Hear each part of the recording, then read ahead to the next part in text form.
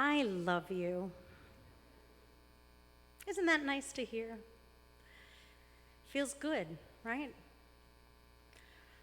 For those of us who have experienced love in any or all of its forms, we know how enriching the experience can feel from a parent to a parent, a sibling, a friend, a colleague, a rabbi, a mentor, perhaps. Receiving love and giving love can be so comforting. It provides security and light in sometimes dark and scary places. This week's Torah portion deals with love and some of the intricacies that accompany love. Parashat Toldot deals with the progeny of Isaac. At the beginning of the parasha, God speaks to Rebekah, Isaac's wife, telling her that she will be pregnant with twins and that the older one will serve the younger, an unusual occurrence for this time. When the twins Esau and Jacob are born, Rebekah helps her younger son acquire the birthright from their father Isaac, albeit the fact that it was usually allotted to the older twin, Esau. There's a particular verse in the Torah portion that is really quite striking. Genesis 25:28 reads, "Ve'ye'ehav Yitzchak et Esav ki tzayid befiv, ve'Rivka ohevet et Yaakov." In both the women's commentary and the Plout Torah, this passage is translated in a very similar way. Isaac favored Esau because Esau put game in Isaac's mouth, but Rebekah favored Jacob. The word favored doesn't do this passage justice. The words that are translated as favored have the root aleph, hey, vet, ahav, which in Hebrew means love, just like we know from the ve'ahavta. Moreover, the tenses of the words love are used differently by each parent, meaning that the Hebrew actually reads, Isaac loved Esau because Esau put game in Isaac's mouth, and Rebekah loves Jacob. Isaac loved Vaye'ehav, Esau, past tense, and Rebekah ohevet, loves, present tense, Jacob. Have I confused you? You with me? Okay. Isaac's love is written in the past tense, and Rebekah's love is scripted in the present tense in the very same sentence. But there's more. As if this verse wasn't remarkable enough, the text gives us a reason as to why Isaac loves his son. Because Esau put game in Isaac's mouth. Esau possesses these protective or guardian-like qualities of being hunter and providing stew with game in it for his father. Isaac loved or connected with his older son Esau because Esau afforded a certain nourishment for his father, both as an archetype, as the firstborn, and the sustenance of the stew itself. A contemporary understanding of this story can be found when examining the comfort that Isaac receives from his son. And it's no surprise that Isaac is seeking this familial safety. His parents, Abraham and Sarah, didn't really give him the protection that any child seeks from their parents. When tested by God, Abraham was willing to sacrifice Isaac. And after that incident, Abraham and Isaac never speak again. Additionally, God and Abraham never speak again, and shortly thereafter, Sarah dies. And when it comes to Isaac's generation, God chooses to speak to Rebekah directly. The progeny of their family goes through Rebekah, our matriarch, who carries their children. Which, by the way, the verse that describes Rebekah's pregnancy with Esau and Jacob reads, "Veitrotzetzu habanim bekirba," meaning the sons struggled within her or inside her.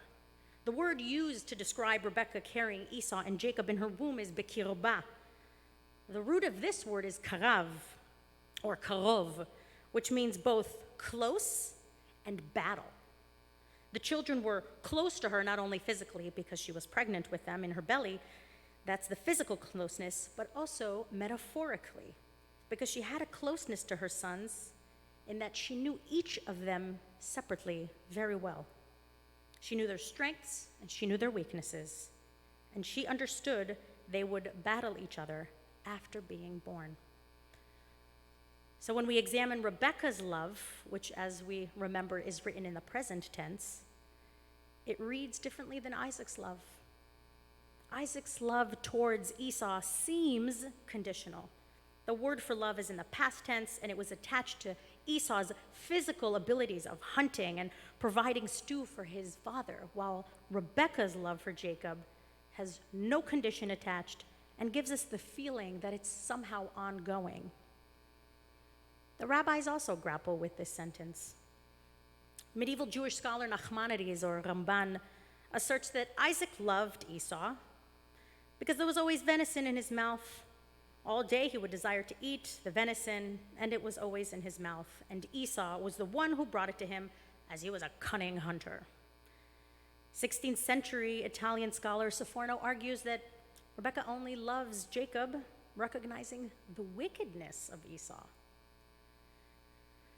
But could that really be? Could Isaac only love his eldest son Esau on the condition that he provided game for him? And Rebekah's unconditional love only reserved for Jacob? I'd like to suggest that the text offers us a more complex way to understand human nature and the way that we love.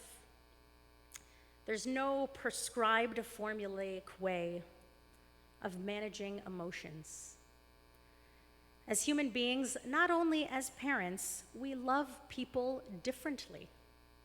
We provide and show our affection in varied ways because people are dynamic and have many different emotional needs. And this also gives us the opportunity to engage with many people in varying ways. No two relationships resemble each other, and nor should they. Each person gives and receives love differently. And we don't all need to provide the same kind of care for people or show them affection in the same way. At the end of the parasha, the Torah portion, Rebekah sends Jacob away to her brother Lavan because she fears that Esau, his twin, will kill him. She knows that Esau is very angry for not receiving that birthright, and Esau's anger is palpable. And subsequently, Rebekah knows that she has lost a part of him. And she feared that because Esau would kill Jacob, she sends him away, but she doesn't want to lose Jacob as well. The last phrase, 27:45, Rebekah calls out, "Lama eshkol gam shnechem yom echad?" Why should I lose both of you or mourn the both of you on the same day? Rebekah loves the both of her children, and after receiving a message from God, understood that she had to take matters into her own hands to fulfill this prophecy. The text encourages us to see love not only as a process of nurturing, but also as a means of understanding. When we love someone, we understand who they are and try to provide them with what they need, not what we want them to need. It also helps us understand our own limitation. We, as givers of love, cannot offer something we don't have or are incapable of giving. The process of loving is knowing who we are and knowing who the person before us is. It's a kind of a discourse or a dance. In partnership with God, Rebekah recognized the differences between her two sons. Jacob and Esau needed different things from their parents. We all have a sense of obligation to the people that we love. Each relationship has different needs and outcomes, and they don't always look the same. When we love and care about someone, we give them what they need as best as we can. Our matriarchs and patriarchs show us that loving someone comes with complexity, and sometimes pain. May we always have the great privilege of loving those around us with all of its trials and its rewards.